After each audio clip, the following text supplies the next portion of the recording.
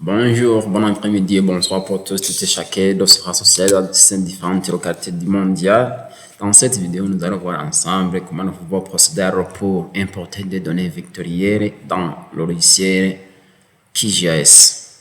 Alors, sans plus tarder, je vais vous expliquer tout ce qui sont concernés en rapport avec les données vectorielles. Alors, les données vectorielles dans QGIS, ce sont des données pouvant nous aider à faire la conception d'une carte, que ce soit une carte administrative ou bien que ce soit une carte de n'importe quel genre de carte. Alors, sans plus tarder, je vais vous montrer la procédure à suivre pour importer toutes ces données en utilisant le logiciel QGIS.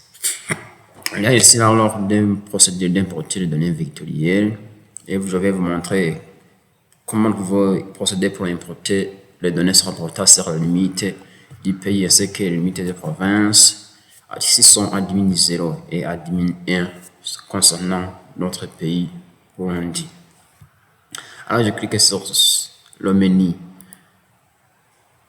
ajouter une couche et puis je vais cliquer sur ces trois points pour chercher l'endroit où j'ai stocké toutes ces données vectorielles et puis je vais cliquer.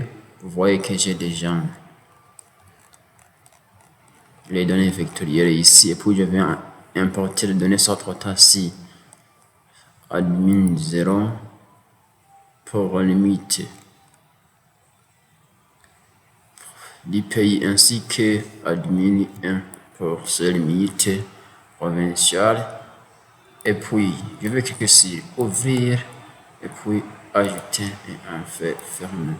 Vous voyez ici que j'ai déjà importé tous ces provinces. Comment va procéder pour importer aussi d'autres fichiers vecteurs? Le procédé reste toujours le même comme je l'ai fait pour importer ces limites que vous voyez ici sur admin 1. Vous voyez ainsi que vous voyez si je décoche tous ces couches vecteurs, vous voyez que ça reste avec une nouvelle projet. Alors pour les afficher, il faut cocher ici. Vous voyez que j'ai déjà affiché l'admin 0 et puis pour afficher l'admin 1, je coche ici. Vous voyez que ça s'affiche aussi. Comment puis-je procéder pour importer aussi les données vectorielles sont importées sur les routes? Les procédés toujours restent les mêmes. Je clique sur cet outil couche ou bien je peux utiliser cette deuxième méthode en cliquant sur menu couche et puis je vais descendre ici là où il y a ajouter une couche. Vous voyez ici ajouter une couche et puis je vais cliquer sur ajouter une couche vecteur. Sans pour autant oublier aussi que les données vecteurs ce sont des données comme des lignes, des points qui sont symbolisés par des pixels. Et pour les données rastées, ce sont des images satellitaires. Alors, je vais cliquer au même aussi ici pour chercher un endroit où j'ai stocké toutes ces données. Et puis, je vais ici, par exemple, importer des routes provinciales. Vous voyez ici, je sélectionne les routes provinciales. Les données vectorielles sont importantes sur les routes provinciales. Et puis, je vais cliquer sur ouvrir. Et puis, ajouter et en fait fermer. Vous voyez que j'ai déjà aussi ici importé les routes. Vous voyez si je décoche tous ces admis, vous voyez que j'ai déjà les routes provinciales. Tout se rapporte sur les couches ce concernant les routes provinciales.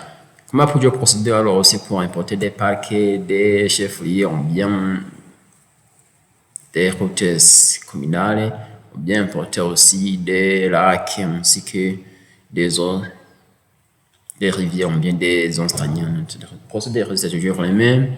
Je clique toujours sur cet outil ajouter une couche ou bien je peux utiliser l'onglet couche pour ajouter une couche aussi. Comme je vous ai montré tous ces procédés pour ces 350 couches que j'ai créées. Et puis je vais cliquer sur un bouton parcourir pour changer l'emplacement où j'ai stocké tous ces données vectorielles. Et puis je vais, si par exemple, importer des routes nationales. Vous voyez là où il y a route nationale ici, je sélectionne tous ces fichiers. C'est important d'oublier qu'on sélectionne toujours des fichiers shapefile qui ont une extension SHP shapefile. Et puis je vais cliquer sur ouvrir, en fait ajouter ainsi fermer. Vous voyez que si j'ai déjà ajouté des routes nationales, si je décoche les routes provinciales, vous voyez que je vais rester avec des routes provinciales. Comment pouvons-nous alors procéder pour faire la symbologie, les symboliser, pour mieux les rendre visibles, les donner les caractères ou bien ainsi de souffler toutes autres choses rapportées sur ces données vectorielles. Veuillez montrer pour cet module et pour la deuxième vidéo qui doit suivre aussi, pour cette prochaine aussi, je vais vous montrer à l'œil à l'âge comment vous pouvez même fois aussi renommer toutes ces routes ou bien renommer ces routes provinciales, que ce soit ces routes nationales, les renommer, les donner leur nom bien, donner les identifications bien, les superficies aussi. On peut le calculer avec le logiciel QGIS, ou bien comment vous pouvez même aussi les donner leur caractères qui voudra les rendre visibles, bien visibles pour mieux les différencier des autres objets. Je vous remercie. Alors.